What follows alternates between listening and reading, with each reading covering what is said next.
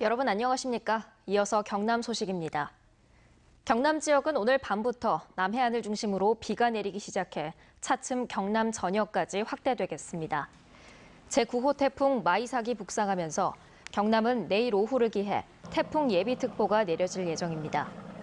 이에 따라 모레 오후까지 경남 전역에는 100에서 300mm의 비가 쏟아지겠고 남해안에는 순간 최대 풍속 초당 34m의 강한 바람이 불겠습니다.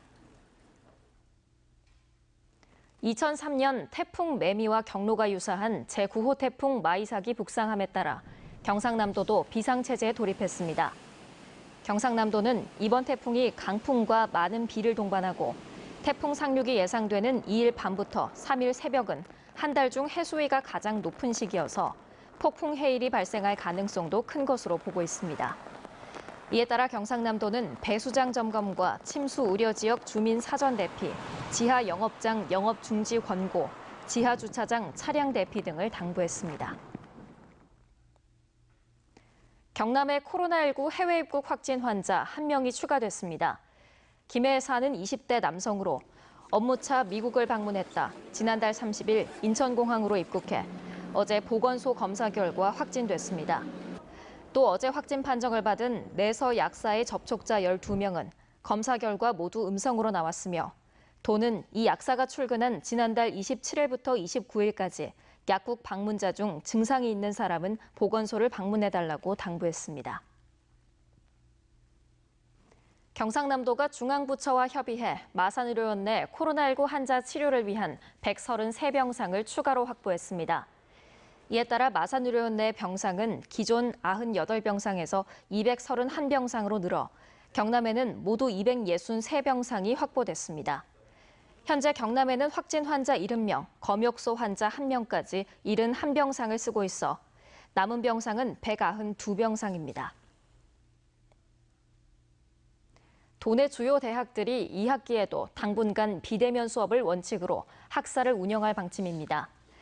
당초 도내 대학들은 대면과 비대면 수업을 병행하려고 했지만 수도권을 중심으로 사회적 거리두기 2.5단계가 시행되면서 경남과기대와 인제대, 창신대는 2주 동안, 경남대와 경상대, 창원대 등은 3주 동안 전면 비대면 수업으로 전환하기로 했습니다. 개천예술제와 진주 남강유등축제, 코리아 드라마 페스티벌 등 진주 10월 축제가 전면 취소됐습니다. 진주시와 축제 주관단체는 10월 축제 기간에 추석 연휴까지 겹쳐 코로나19 확산이 우려돼 축제를 전면 취소하기로 했다고 밝혔습니다.